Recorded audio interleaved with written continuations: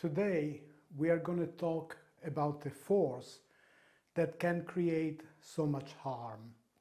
It destroyed families, it ruins nations, and so forth.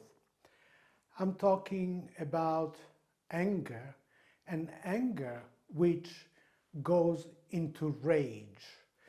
An anger which is seething, constant, that goes from repression into explosion.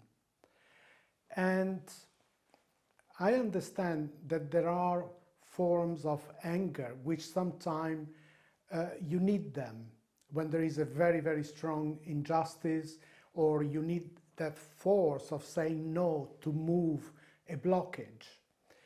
But a lot of the time is something which creates overheat in the body, which creates conflicts and a lot of pain, because it's there all the time, raging and ravaging as well. So very often it is triggered by something people do and something that people say. And most of the time we don't realize that it is their problem. It is the way they look at the world, the way they react into the world, and sometimes their own frustration, they have to take it into somebody else. And if you happen to be there, it will be you, but then it will be somebody else.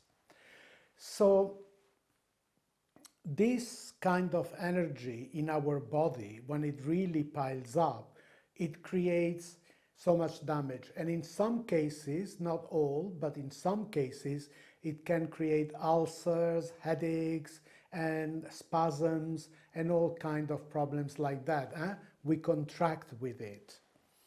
So I'm going to share something which I found very, very useful in releasing it. And this mindfulness of which I'm talking about is important, because if we repress this anger, meaning, no, I shouldn't have it, it's not good, I say no to it, it very often, it contracts, you push it down, you repress it, but all what it does is that what you make very small, it then tends to blow up and become bigger. So seeing that, and seeing that also just expressing it wildly, all it does is that more and more and more anger comes and more conflicts arise. So that's also something which is not very productive. So what I found over the years is, without repressing and without encouraging, fueling, adding fire to it, simply being aware of it, being mindful, anger is arising. I am overreacting to something. I see an attack where there is none. So when we become aware of that, so this anger is rising, and we feel what it does to us, and we can feel its harmful effects and how it hurt us more than the other person. So that's the first step, just accepting it, becoming aware of it, not justifying it and not condemning it either. And also, before we go deeper into that, what I find very important is sometimes to look with a mind that is not ego-centered, I am right, I am right, I am right. I ask myself the question, have I done something to provoke it? Is there an attitude that I'm adopting, words that I'm using? Am I being insensitive? And I'm causing the other person's hostility towards me. So let's look at that. Let's not justify it. And if there is something I need to change, I'll gladly do it. Why gladly doing it? Because I know the positive changes, the release from contraction and pain that it will help me to achieve. So I do that, and then I go back into the awareness of this situation and anger that arises, rage that arises it. I don't justify it as much, but I don't reject it, I don't condemn it. So it is a kind of a very gentle, empathetic, sympathetic gaze. You know, oh, okay, this is arising. So it's a child of mine, it's a wave inside within my ocean. So this is arising. Okay, what's up? What's happening? You know, why are you screaming? And you just stay there. You just stay aware in mindfulness. And just the question arises. And at first, you know, you will see the anger just subsiding. Okay, in some cases, like they do in psychotherapy, you can do a bit of screaming and punching a bag. But ultimately, you will have to come back to this awareness, you know. And so if this is arising, it is my child, is my baby, is within me, you know, I bow to it.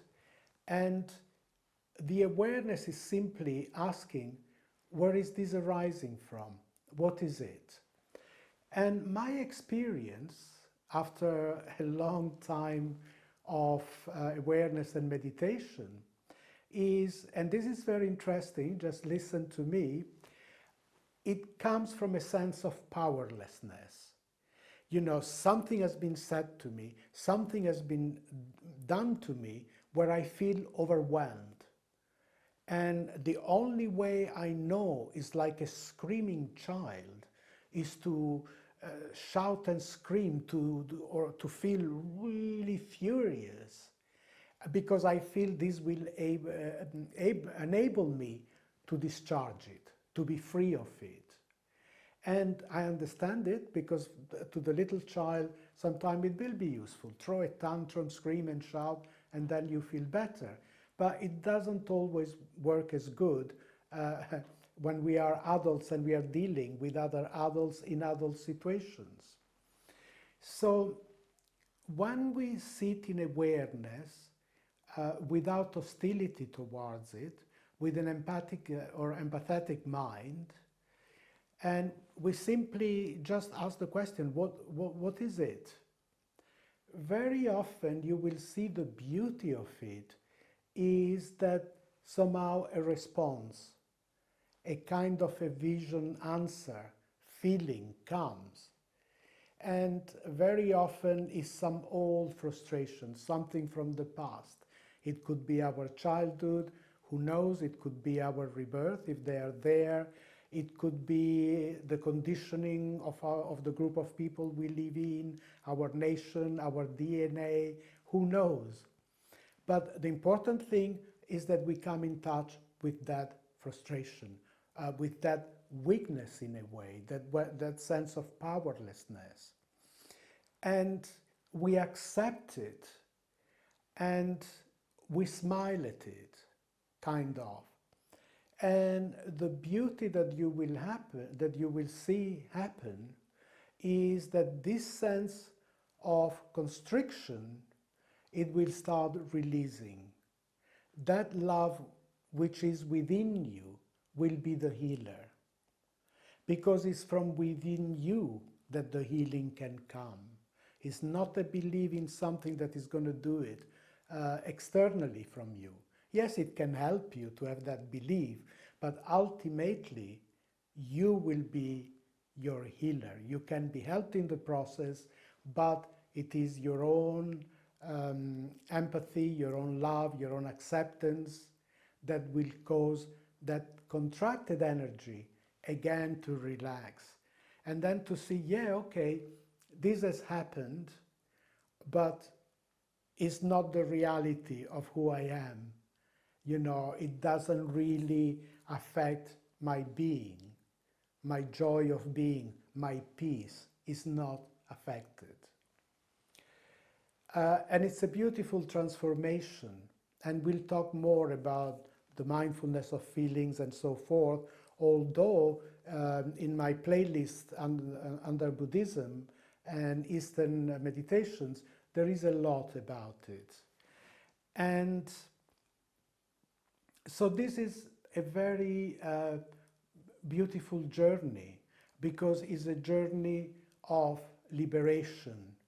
It's gradual, and even if you have the sudden so-called enlightenment, you will still have things arising. And what is very clear to me is that for this reason, at no point I want to say, I am enlightened, oh, I've reached, this is it. Because as long as we are living amongst humans, remember the saying that I often use, we are a divine being having a human experience. So I am having a human experience, I'm all for it. So this sometimes anger, these reactions will keep on arising.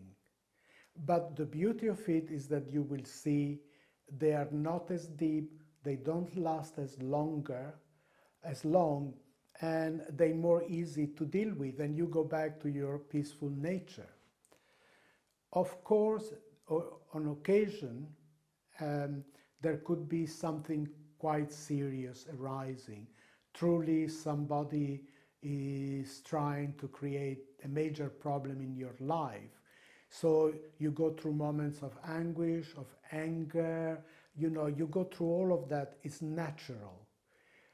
But again, if you come back to your own true nature, to your own calmness, breathing in, breathing out, relaxing, often you will see that you will reach a state of calmness, of acceptance of what's going on, and then the best way to deal with it. And when you find the best way to deal with it coming from a calm inner self, you will be a long way towards resolving it. So, some anger arising, sometimes despair arising, don't worry about it. You are human, it's natural, you are going to have these feelings. But what we are discussing here is a better way to deal with them. I hope you have enjoyed this video and that we'll meet soon again.